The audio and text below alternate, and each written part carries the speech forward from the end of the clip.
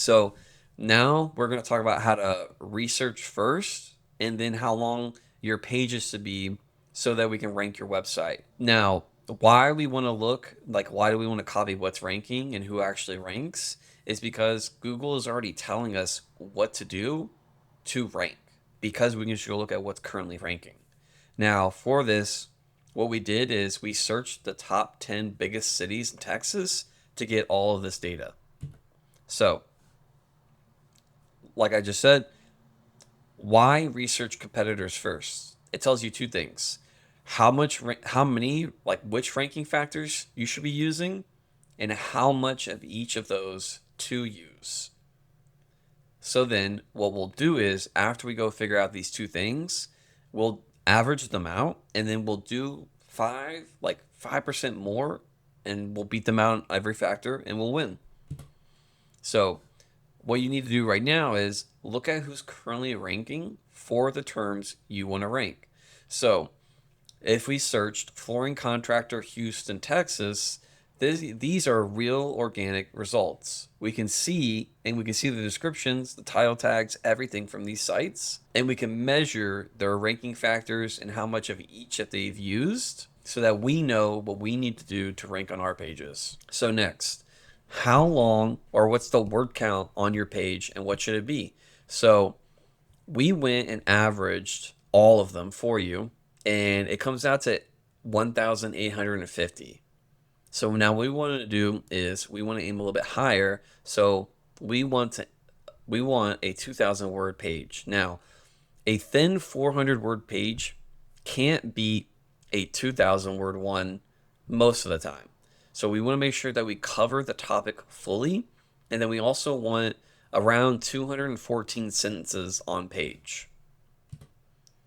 So, recap. Study the pages already ranking. That's your blueprint. Beat the average by a little on each factor. We want to target 2,000 words per page, and then depth wins, then pages lose. When we go to look at who's currently ranking, a lot of the times what you'll hear is people will come up and people will put out content or what have you about what is considered over optimized, what you're not allowed to do on certain pages. Like they have all these weird, hard, fast rules that you're not allowed to do this, you're not allowed to do X. And so, what I enjoy a lot of the times is whenever I hear or see that, what I do is I will go and search. I will look at what's currently ranking to test to see if what they said is actually true. Now, 9 times out of 10, maybe even like 19 out of 20 times, whenever you go to search something, when someone sets these like rules, like let's say you can't use a keyword more than 100 times, you can go and search right now and you can find pages that all break that rule. And so, whenever you're listening to these people talk about SEO and how you can't do certain things, like there's a certain content link that you need to meet every single time, it's not reflective of what's actually ranking in search. And so, what I want you to do is to step away from what these people are saying and to go and look and see what's actually ranking currently, because this is going to speak more about what you actually need to be doing. What is your competition doing? What is currently ranking? And then what we can do is from that, we can build out a plan of what we need to be doing based on what's currently ranking.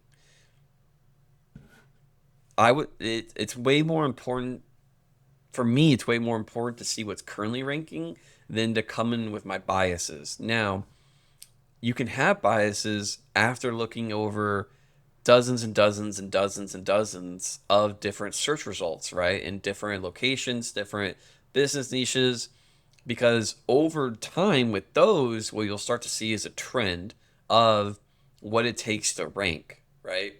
But what you don't want to do is you don't want to look at one search results and just automatically assume, okay, that's exactly what it takes to rank across the board, because it's not true. To rank in Houston, Texas is different than ranking in Irvine, Texas, right?